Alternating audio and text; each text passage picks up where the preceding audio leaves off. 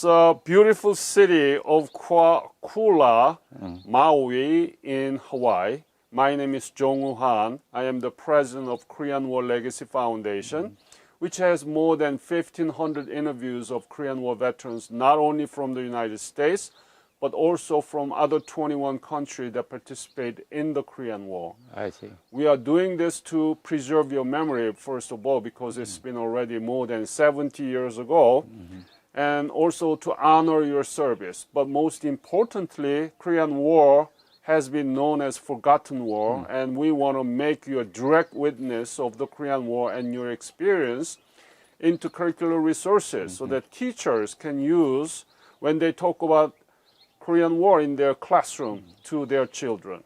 So that's why we are doing this, and it's my great honor and pleasure to receive us, to meet you, sir, and to receive in your beautiful garden in Kula. It's my great pleasure and honor, and thank you for doing this, sharing the story with us. Please introduce yourself. What is your name, sir?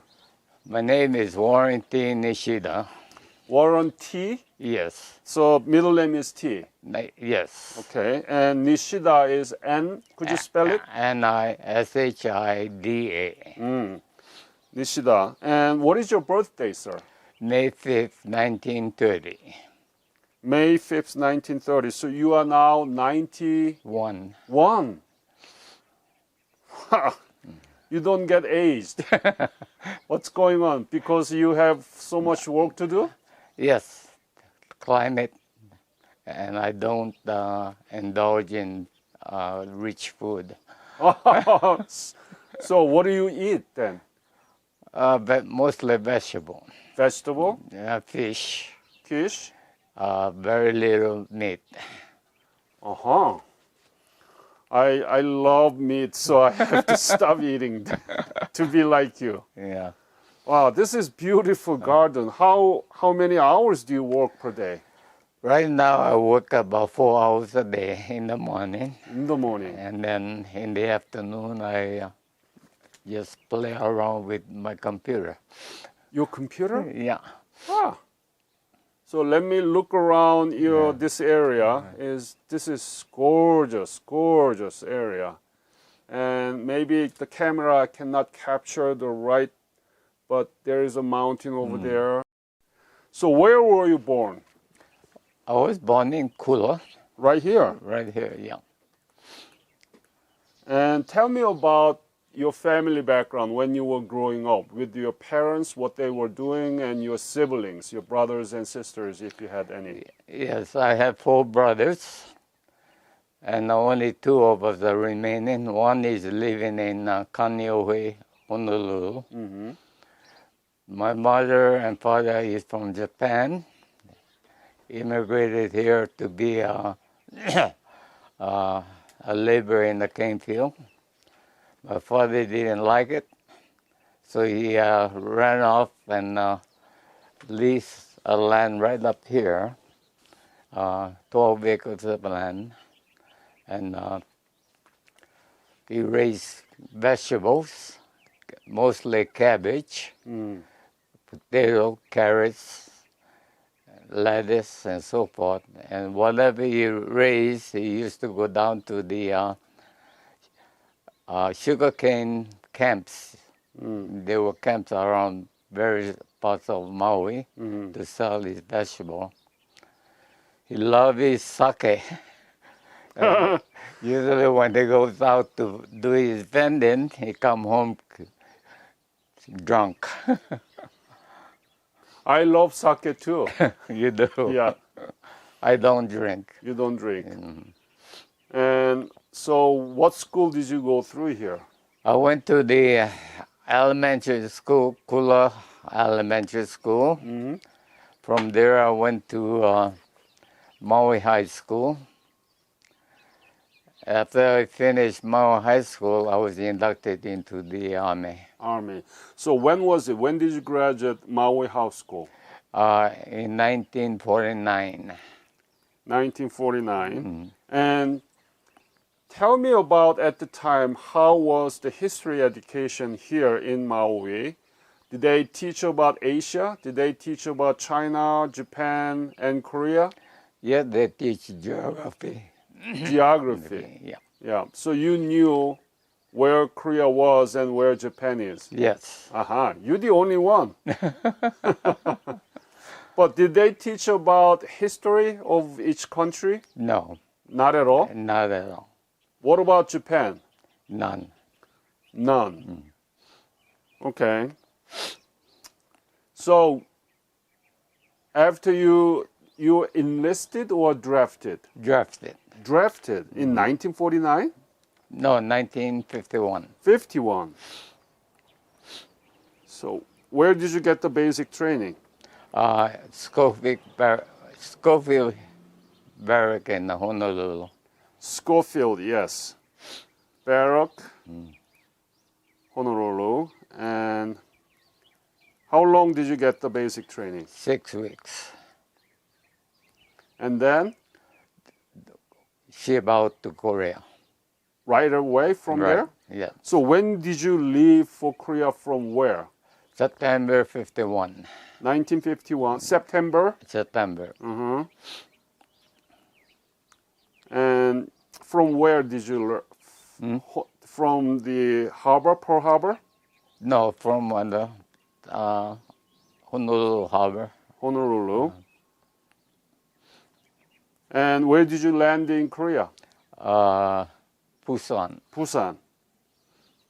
Was it Busan? Yeah, Busan. Yeah. So was it like an October in Busan? No, September.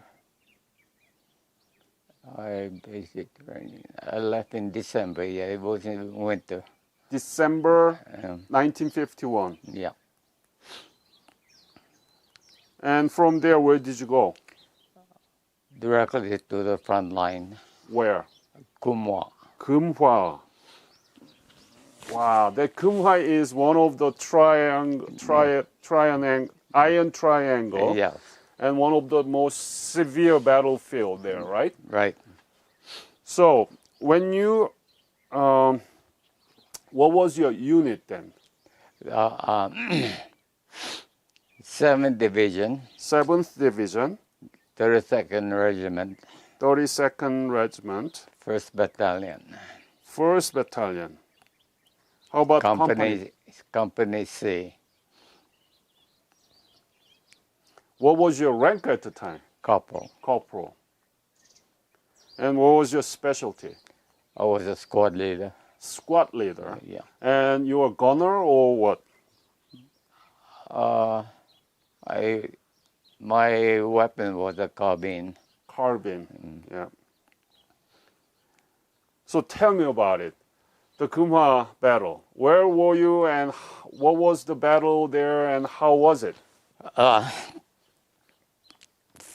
I was there from September and I was wounded in October. You mean 52? Yeah, 52. How did you get wounded? A mortar shell. Let me describe how I was wounded. Yes. We were ordered to assault what is called the Sniper Hill.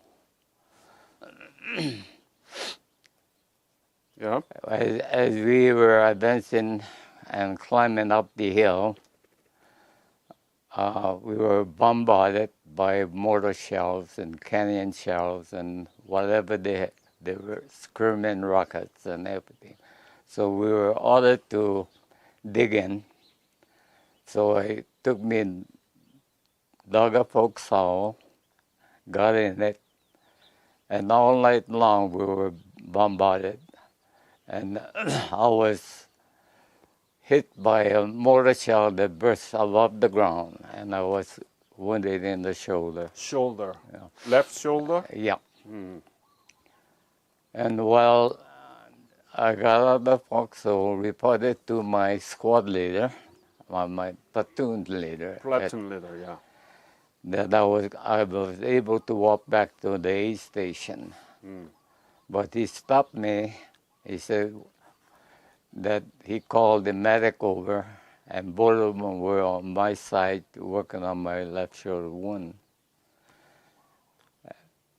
And as soon as they were working on me, another shell burst right next to me, Oh, killing the sergeant and the medic.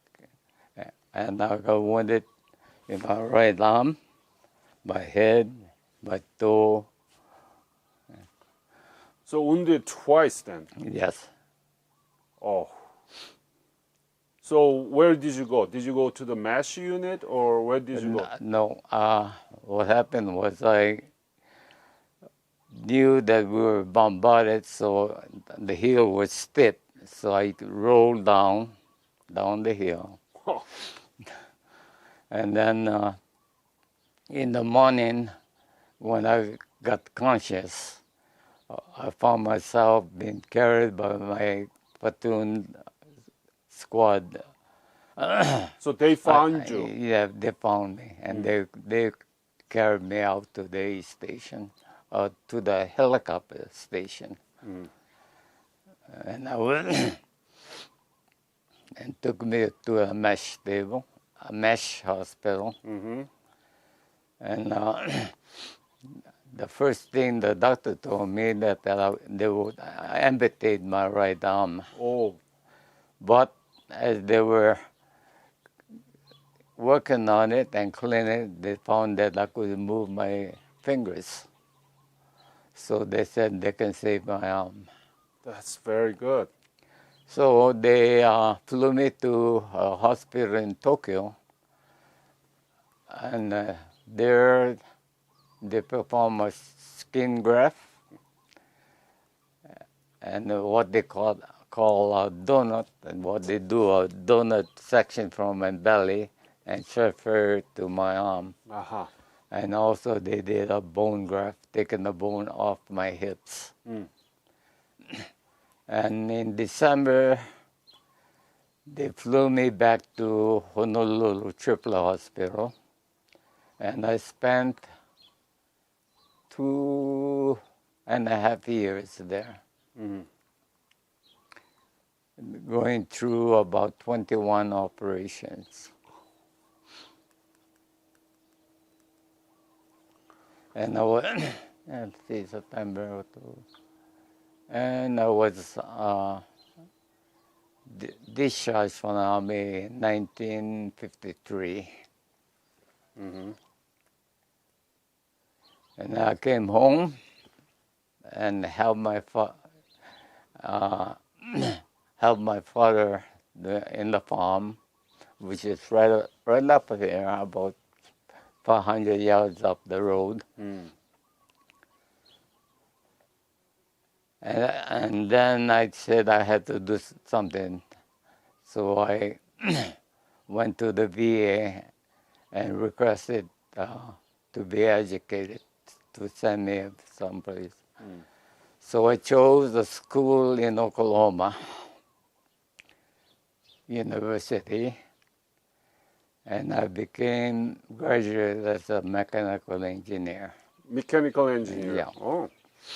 And I spent 20 years working for a company in Los Angeles.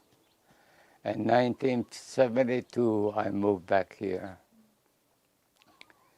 And then I was still young then, so I said I had to keep on working. So I went out and found a job as a land surveyor.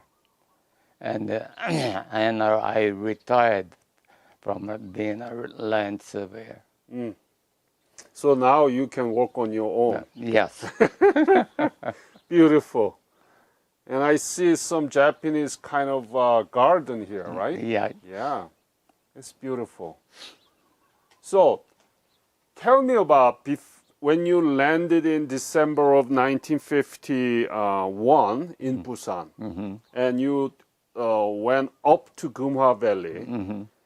So on the way up to Gumha Valley, you were able to see Korea for the first time, right? That's correct. Yeah. Mr. Nishida, please tell me, what was it like to be in Korea in 1951 and 52? Tell me the landscape. Tell me the people, how they lived, how poor they were. What about the building and cities and so on? Whatever you saw and you remember, because students doesn't know about those things. Okay. From Busan, we rode the train. The train was very, had only wooden benches. Mm-hmm. But we rode through the country, through the farms, and I was surprised that they use human increments for fertilizer. Yeah. You know. And the country was Honey not... pot. Huh? Honey pot. Honey pot. Not at all honey, Yeah, but yeah. it smells so bad, right? Yeah, the country is nothing but mountain and valleys. And I did not experience any going to any cities. I didn't see any buildings. The only structure that I ever saw was grass shacks Oh. and rice paddies. So you were not able to go into the city because you were sent to the Geumha Valley right away, right? Right. So who was the enemy and what was it like to spend the day there every day? And I assume that there was a severe battle almost every day, right? Right. Yeah, so tell me about your experience in Geumha Valley. Where were you? What did you do? How severe the battle was? How close from the enemies and so on? The battle that I was engaged in is only in October, taking the Sniper Hill. Mm-hmm. Before then, we were up on the front line doing ambush patrol, reconnaissance control, patrols. And then we were stationed up in the front for maybe a month, and then moved back in the reserve and rest for 2 weeks, and then we moved back to the front line again. That was a repeated schedule for us. And when you go to recon patrol, reconnaissance patrol, how close was it? Who was the enemy? Were there any dangerous moment that you could have been actually killed? Yes. Please tell me those things. On the ambush patrol, we knew the outposts of we were fighting against the Chinese, actually, not Koreans. Mm-hmm. We knew the position of the outposts, and in reconnaissance, we noticed that the Chinese have two soldiers walking between the two outposts. You were able to see them? Yep. Oh. So we decided to capture them.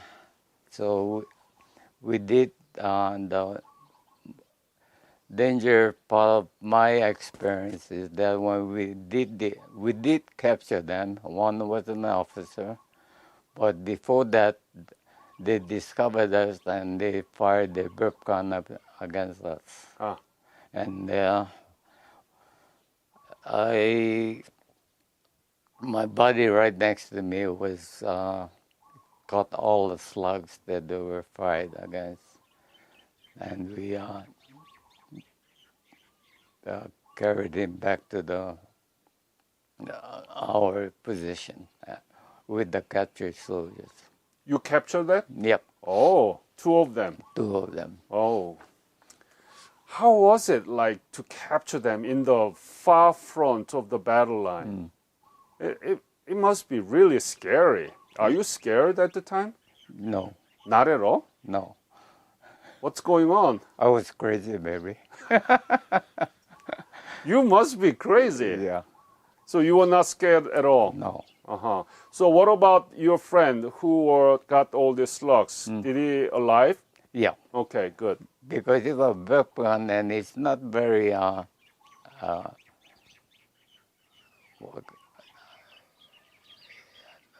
the slugs don't penetrate. So mostly of his wounds were flesh wounds. Flesh wounds, scars. Yeah. Yeah. So when you out for ambushy patrol or the recon patrol, how long did you stay outside of your The whole night. whole night? Mm-hmm. And so what was the most difficult thing? I mean, there might have been so many difficult things for you, but if I ask you to pinpoint only one thing that you thought that it was too difficult to stand, what was it? Was it weather, or was it food, or anything like that? Or the fear? You said that you were not fearful of.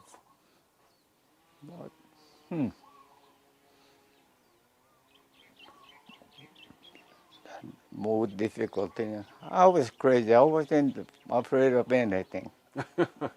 But you are from Hawaii, right? Yeah, right. So it's a very mild climate and must be very cold at the time in 1951 in December and early January of 1952, right? Yeah. Yeah. I said I'm crazy, and let me tell you what I did in Korea. Yeah. Not knowing what the war was like, because I was young and innocent, and we didn't know what the hell the war was about. So when I was in the front line, the first thing I did was stood up on my bunker and show my punch across, and the son of a Chinese, and You must be crazy. yeah. And then the first thing I knew was a sound, pack, right above my head. And I knew I was being shot at. So Yeah, you become the target, sniper target. yeah. What else did you do? Crazy things. That's about it. That's it? Yeah. So then you are not crazy. So where did you sleep and what did you eat and how often were you able to take shower? When we're in the front line for 1 month, that would mean that we didn't take a shower for 1 month. 1 month? Yep. What kind of shower did you do in a month? When we were back to the reserve, they did have a station with hot shower. I see. Yeah, and then change of clothing and so forth. We had, in the lunch, we had sea rations. Sea ration. In the breakfast, they brought the cook wagon at the base of the hill, so we walked down and have a breakfast. And so it's supper time. We had hot meal for breakfast, hot meal for supper. That's pretty good. Sea rations for lunch. For lunch. But even during the Guma battle. Yeah. You were in your station in Guma only, or did you go to other area, No. Pyeonggang or Cheolwon? No. No. Strictly in Kumwa. And how many casualties did we suffer there? Okay, let me tell you that this assault that we did on the Sniper Hill, the 7th Division, 32nd Regiment was wiped out. Wiped out? Yes. How many? Let's see, couple of thousand. Couple thousand. So you the only survivor? No. Not only, but Yeah. few. Yeah. Oh. My assistant squad leader survived the whole deal, and he was from Maui also. But he wasn't wounded, or he survived the whole deal.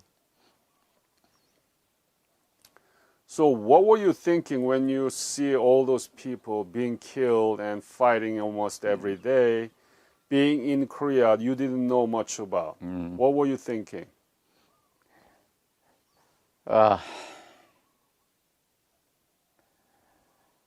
Thinking how to survive,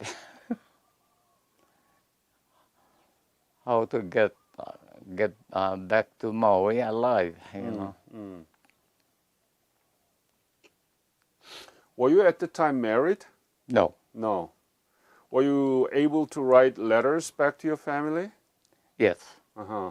Do you still keep those letters? No. No? No. Did you have any girlfriend at the time? No. Not at all.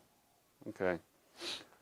Anything you remember from your battle that you haven't talked to me yet?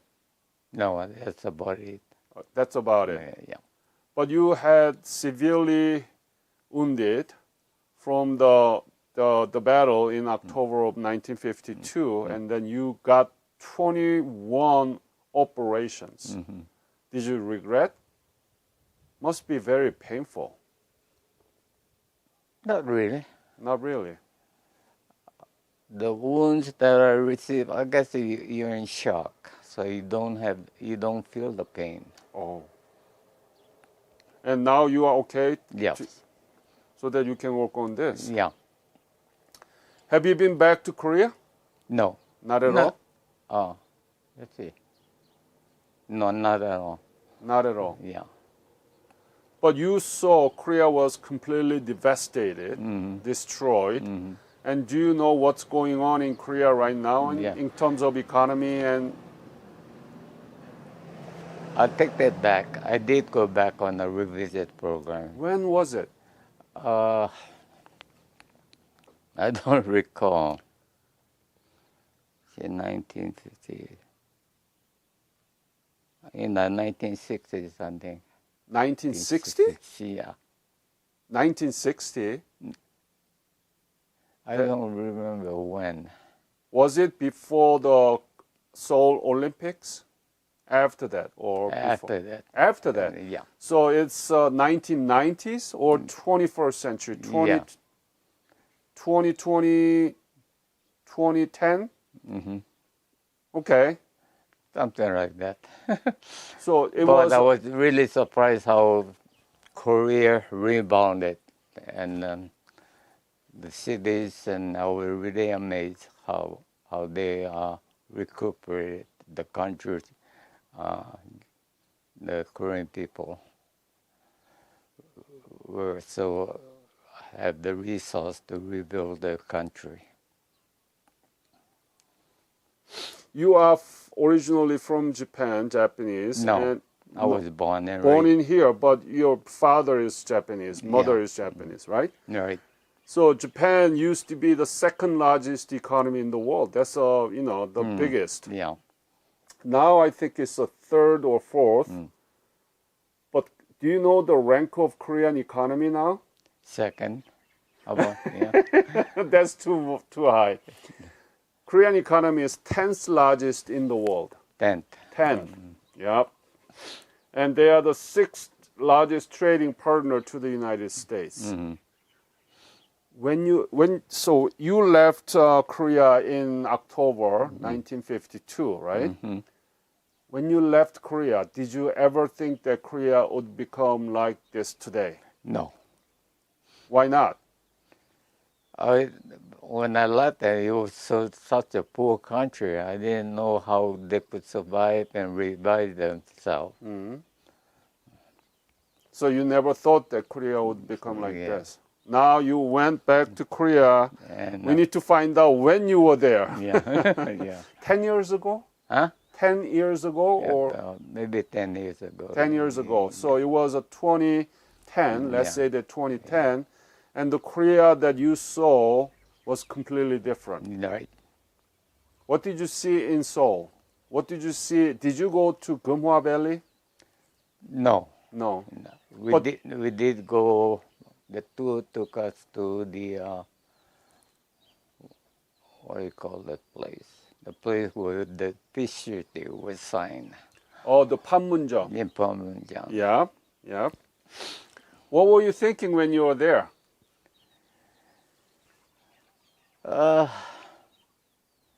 We saw the Chinese guards across the conference building, and I shook my fist at them.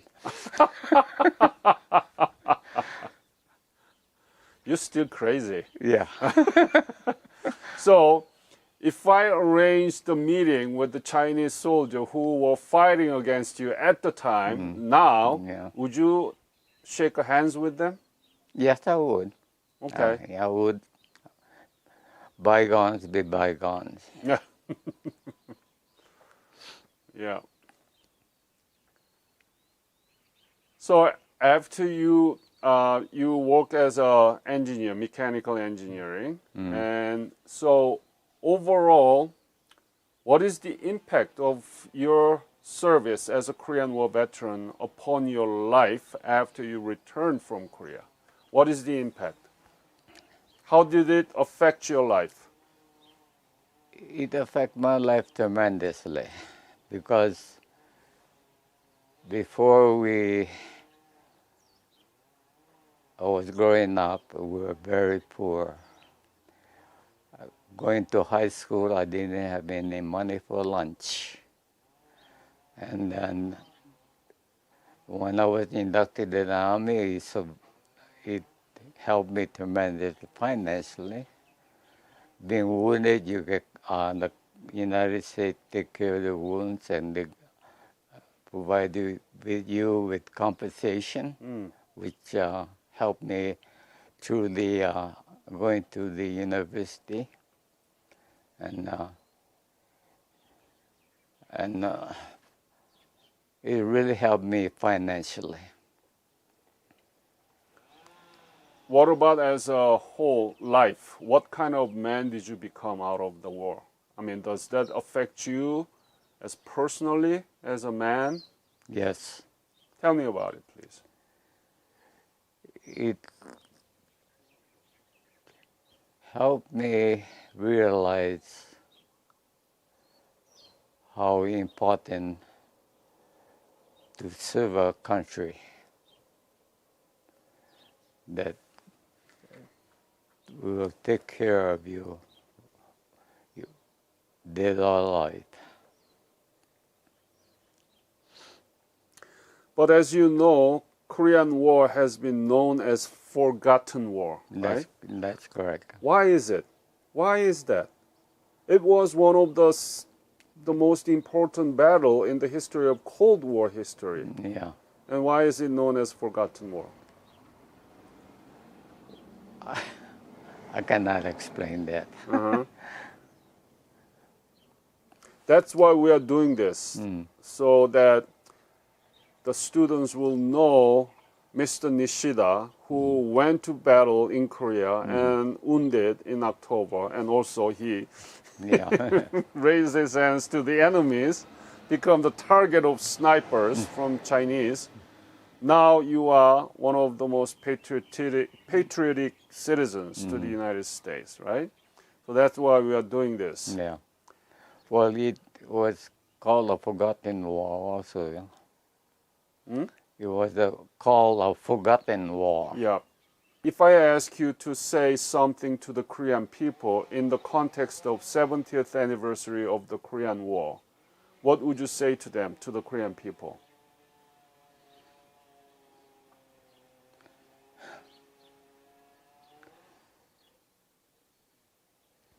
I would tell them to be grateful for the United Nations forces who have saved their country. And I would, we as defenders of the communism,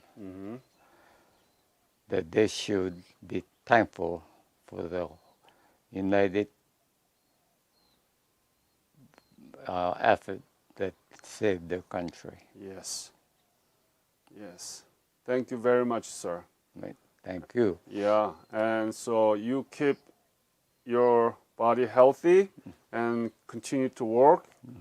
I don't know, maybe next year I'll come back here, see if what's been changed here. This is beautiful, and I praise your work every day. Right. Any other episode or anything that you missed? No. No.